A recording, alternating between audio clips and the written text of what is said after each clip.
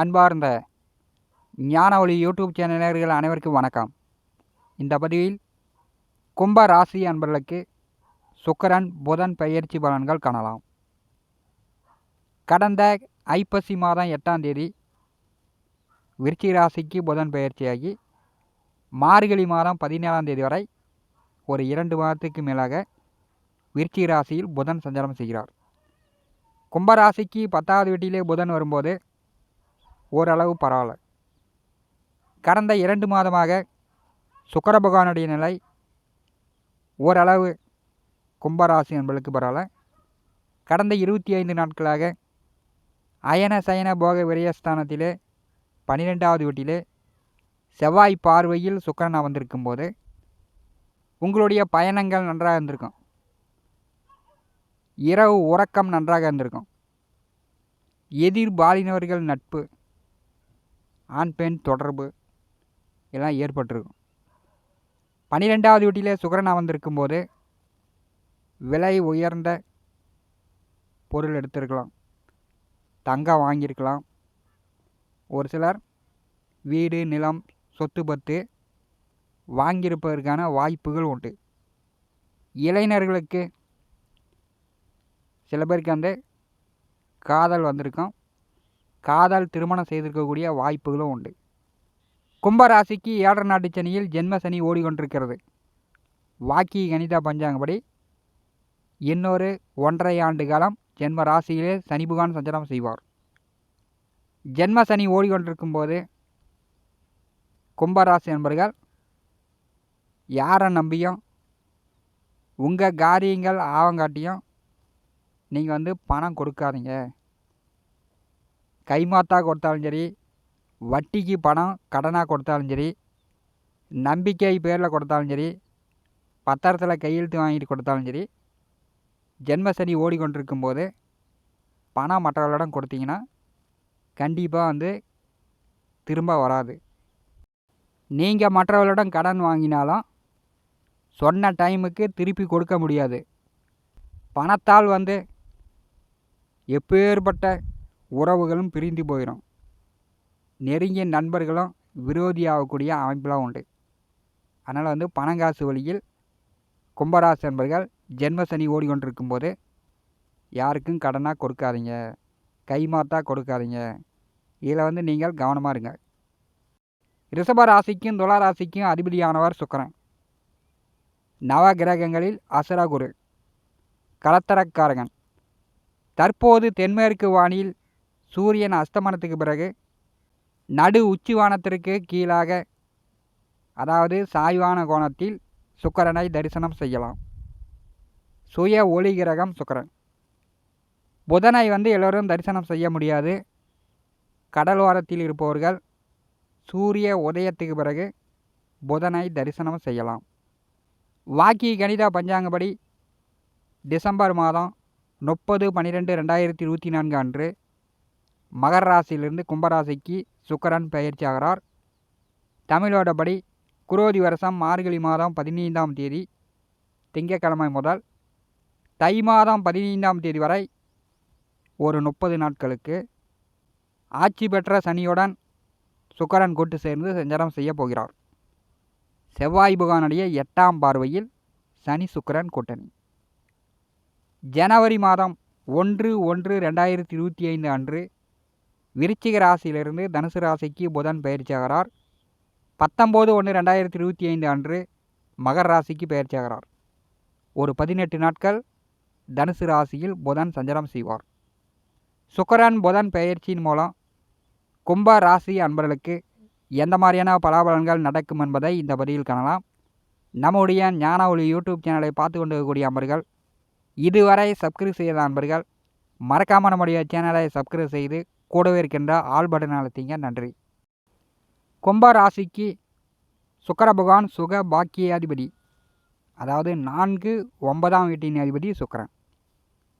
ஜென்ம ராசிநாதனுடன் கூட்டு சேர்ந்து அடுத்த 30 நாட்கள் சஞ்சாரம் செய்யும்போது உங்களுக்கு வந்து தடை தாமத நிலை மாறும். உடல் புத்துணர்ச்சியாக இருக்கும். நல்லா வந்து சுறுசுறுப்பாக செயல்படுவீங்க.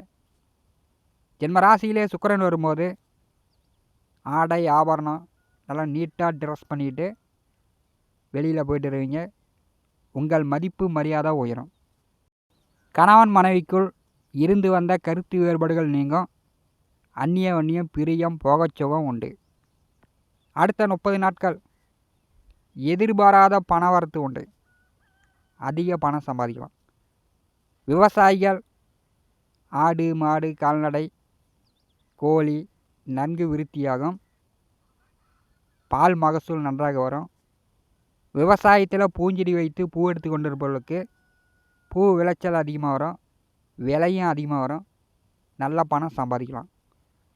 ஜென்மத்திலே சுக்கிர பகவான் வரும்போது ஜென்ம சனியின் பாதிப்புகள் குறையும். தந்தையாருடைய ஆசீர்வாதம் ஆலோசனை அரவணைப்பு உண்டு. இதுவரை போகாத இருந்த கோயிலுக்கு போயிட்டு வரலாம். இறைவனுடைய அனுகிரகம் பரிபூர்ணமாக கிடைக்கும். முன்னோர்கள் பெரியவர்களுடைய ஆசீர்வாதம் கிடைக்கும். செவ்வாய் பகவானுடைய 8ஆம் பார்வையில் சுக்கிரன் சனி கூட்டணி சேர்ந்து சஞ்சாரம் செய்யும்போது பெரும்பாலும் இளைஞர்கள் திருமண வயதில் உள்ளவர்கள் வீட்டுக்கு தெரியாமல் பெற்றோர்களுக்கு தெரியாமல் உடன் பிறந்தவர்களுக்கு தெரியாமல் எதையும் ஏமாத்தாதீங்க.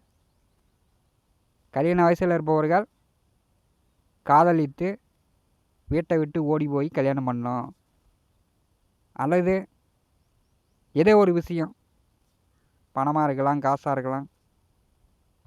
இப்போ குடும்பத்துக்கு தெரியாமல் ஏமாற்றணும்னு நினச்சிங்கன்னா உங்கள் வாழ்க்கையில் நீங்களே ஏமாந்து போகக்கூடிய அமைப்பு உண்டு. ஏன்னா உங்களுக்கு ஜென்ம சனி ஓடிக்கொண்டிருக்கிறது. ஜென்ம சனியில் உங்கள் வாழ்க்கைக்கு அனுபவம் தான். இப்போ பெற்றோர்களுக்கு தெரியாமல் உடன் பிறந்தவர்களுக்கு தெரியாமல் ஏமாத்தினீங்கன்னா அடுத்த வர காலகட்டங்களில் உங்கள் வாழ்க்கை ஏமாந்து போயிடும். அதே மாதிரி கல்யாணமானவர்கள் கணவருக்கு தெரியாமல் மனைவிக்கு தெரியாமல் சில விஷயங்கள் ஏமாற்றணும். கணவருக்கு தெரியாமல் கடன் வாங்கணும். மனைவிக்கு தெரியாமல் நீங்கள் பணங்காசு செலவு பண்ணுறத தவிர்க்க வேண்டும். ஏன்னா சுக்கிரன் சனி கூட்டணி சேரும்போது 2 நட்பு கிரகங்கள் தைரிய வீரியஸ்தானாதிபதி செவ்வாய் பார்வையில் அமர்ந்திருக்கும் போது நீங்கள் அதிகாரமாக நீங்கள் ஆசைப்பட்டதை நிறைவேற்றி கொள்ள வேண்டும் அப்படின்னு நீங்கள் உறுதியாக இருப்பீங்க. ஆசை 60 நாள் மோகம் 30 நாள்னு பெரியோர்கள் பழமொழி சொல்லியிருக்கிறாங்க. அதனால் குடும்ப நபர்களுக்கு தெரியாமல் எதையும் மறைக்காதீங்க. மறைச்சிங்கன்னா ஏமாந்து போயிடுவீங்க. மார்கழி மாதம் 17ஆம் தேதி முதல், அதாவது ஜனவரி மாதம் 1ஆம் தேதி முதல் 19ஆம் தேதி வரை தனுசு ராசியில் புதன் சஞ்சாரம் செய்வார். கும்ப ராசி அன்பர்களுக்கு செய்கின்ற தொழில் செய்கின்ற வேலை அதிக நன்மை உண்டு. அதிக பண லாபங்களை பெற்றுத்தரும். புத்திசாலித்தனமாக நீங்கள் சாதுரியமாக பேசி கஸ்டமரை ஈர்ப்பீர்கள். 11ஆவது வீட்டிலே புதன் வரும்போது கம்சன் தரகு புரோகர் தொழில் செய்து கொண்டிருப்பவர்கள், திருமணத்திற்கு வரன் பார்த்து கொண்டிருக்கக்கூடிய மீடியேட்டர்கள், முதலீடு இல்லாமல் தொழில் செய்து கொண்டிருப்பவர்கள், ஜோதிடர்கள், ஆசிரியர்கள் 11ஆவது வீட்டிலே புதன் வரும்போது பேரும் புகழும் கிடைக்கும். புதிதாக நண்பர்களுடன் கூட்டு சேர்ந்து புதிய தொழில் தொடங்குவதற்கான வாய்ப்புலாம் வரும். கூட்டாக நீங்களும் ஒரு கை ஒத்தாசைக்கு போய் சேருவீங்க. 11ஆவது வீட்டிலே புதன் வரும்போது புதிய ஆண் பெண் நண்பர்கள் உண்டு. வேலை செய்யக்கூடிய இடத்தில் அரசு வேலையாக இருந்தாலும் சரி, தனியார் துறையாக இருந்தாலும் சரி, உயர் அதிகாரிகளுடைய ஆலோசனை ஒத்துழைப்பு உங்களுக்கு கிடைக்கும். நண்பர்கள் மூலம் உதவி ஆதாயம் உண்டு. மூத்த உடன்பிறப்புகளால் கும்பராசி என்பளுக்கு உதவி ஆதாயம் உண்டு. கணவன் மனைவிக்குள் நல்ல அந்யோன்யம் பிரியம் அதிகரிக்கும். சூரியன் புதன் 11ஆவது வீட்டில் கூட்டு சேரும்போது அரசு வேலைக்கு முயற்சி செய்யக்கூடியவர்கள், தேர்வு எழுதக்கூடியவர்கள் மார்கழி மாதம் 17ஆம் தேதி முதல், அதாவது ஜனவரி 1 முதல் 19ஆம் தேதி வரை நீங்கள் அரசு வேலைக்கு முயற்சி செய்யலாம். அரசு வேலை கிடைப்பதற்கான வாய்ப்பு உண்டு. அரசு வழியில் உதவிகள் கிடைக்கும். இந்த புதன் சுக்கிரன் பெயர்ச்சியின் மூலம் கும்ப ராசி என்பதற்கு அடுத்த 30 நாட்கள் பெரும்பாலும் பார்த்திங்கன்னா ஜனவரி 19ஆம் தேதிக்கு பிறகு 12வது வீட்டிற்கு புதன் வரும்போது குடும்பத்தில் யாருக்காவது ஒருத்தருக்கு சளி, காய்ச்சல், இருமல் இந்த மாதிரி சிறு சிறு உடல் உபாதைகள் வரலாம். மருத்துவ செலவுகள் ஏற்படும். பயணங்கள் அதன் மூலம் அலைச்சல் ஏற்பட வாய்ப்பு உண்டு. ஜென்ம ராசியிலே சுக்கிர பகவான் சஞ்சாரம் செய்யும்போது 100க்கு 150% அடுத்த 30 நாட்கள் கும்பராசி என்பதற்கு வருமானம் உயரும். நல்ல மகிழ்ச்சி, சந்தோஷம், உடல் ஆரோக்கியம் உண்டு. எடுத்த காரியங்கள், செல்கின்ற காரியங்கள், தொட்ட காரியங்களில் வெற்றி பெறலாம். அதற்குண்டான வாய்ப்புகள் உண்டு.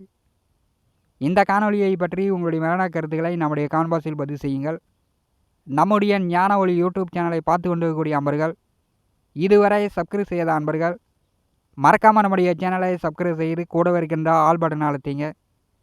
தினந்தோறும் நம்முடைய சேனலில் ஜோதிட பலன்கள் பதிவிடப்படும். உடனுக்குடன் பார்த்து பயன்பெறுங்கள். நன்றி, வணக்கம்.